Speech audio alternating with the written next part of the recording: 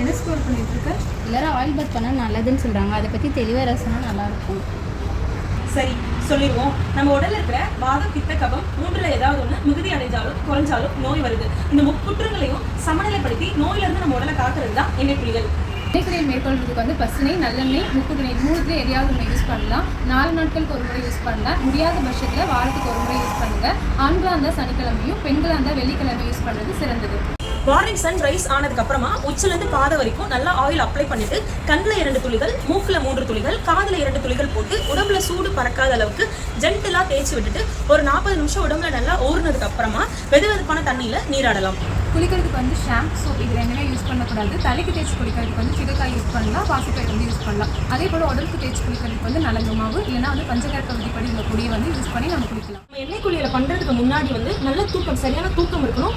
ஈஸியாக டைஜஸ்ட் ஆகிற ஃபுட்ஸ் தான் நம்ம எடுத்துக்கணும். அதே மாதிரி எண்ணெய் குளியலை நம்ம முடிச்சதுக்கு அப்புறமா நம்ம கம்ப்ளீட் ரெஸ்ட் இருந்தால் நல்லது. அன்றைக்கி வந்து நம்ம வெயிலில் போயிட்டு ரொம்ப அலைஞ்சு திரிஞ்சு வேலை பார்க்குறது அது கூடாது.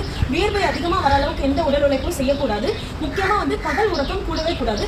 அன்றைக்கி அசைவ உணவுகளை தவிர்த்துட்டு எளிமையாக ஜீரணமாகக்கூடிய உணவுகளை நீங்கள் எடுத்துக்கலாம். எண்ணெய் குளியல் வந்து யார் யாரெல்லாம் வந்து செய்யக்கூடாதுன்னா, கப நோயாளிகள், அதுக்கப்புறம் வந்து சீரண கோளாறு உள்ளவங்களாம் வந்து செய்யக்கூடாது. இல்லை இதெல்லாம் செய்யணும்னு நினச்சிங்கன்னா சித்த மருத்துவரோட ப்ராப்பரான அட்வைஸ் கேட்டுட்டு அந்த டிசீஸ் கேட்க அவங்க வந்து முழுக்கு தைலம் வந்து தருவாங்க. அதை வந்து ஃபாலோ பண்ணிங்கன்னா நல்லது.